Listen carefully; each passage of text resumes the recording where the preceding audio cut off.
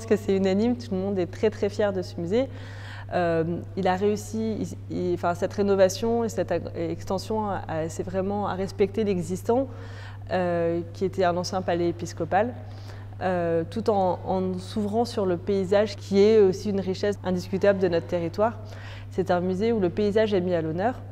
Donc il était important par rapport au choix de la collection permanente qui tourne autour du paysage avec Hubert Robert, qui est un de nos artistes phares, de pouvoir donner cette ouverture vers l'extérieur. Et vous l'aurez constaté en vous promenant dans ce musée, vous avez des vues et des perspectives très intéressantes sur le Rhône, sur l'Ardèche, sur les collines de la Drôme.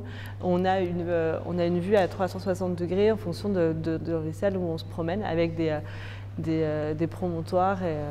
Donc voilà. Donc c'est un musée qui fait la fierté des Valentinois, qui fait aussi la fierté de la région Rhône-Alpes parce que c'est un musée labellisé Musée de France et avec une collection riche, de nombreuses expositions temporaires avec une fréquence assez soutenue.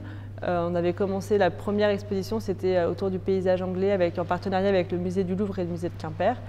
On a eu aussi, là on vient de clore l'exposition autour d'Alexandre Séon.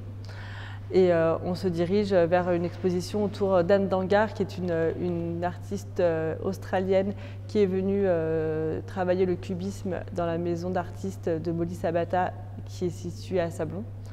Et donc tout ça pour vous dire que c'est un équipement culturel qui est très vivant. Là on est dans l'espace de salles contemporains, il y a un département important, il y a aussi de l'archéologie, il y a aussi des événements. C'est important de souligner que le musée travaille beaucoup avec le conservatoire et avec d'autres acteurs culturels comme la Comédie de Valence. Enfin, il est devenu un équipement culturel indispensable et de référence et de fierté pour notre territoire. Et d'ailleurs le nombre de visiteurs en témoigne. Avant l'inauguration, on était à 15 500 je crois de mémoire visiteurs par an. Et depuis l'inauguration en 2013, on est passé à 67 000 et quelques visiteurs par an.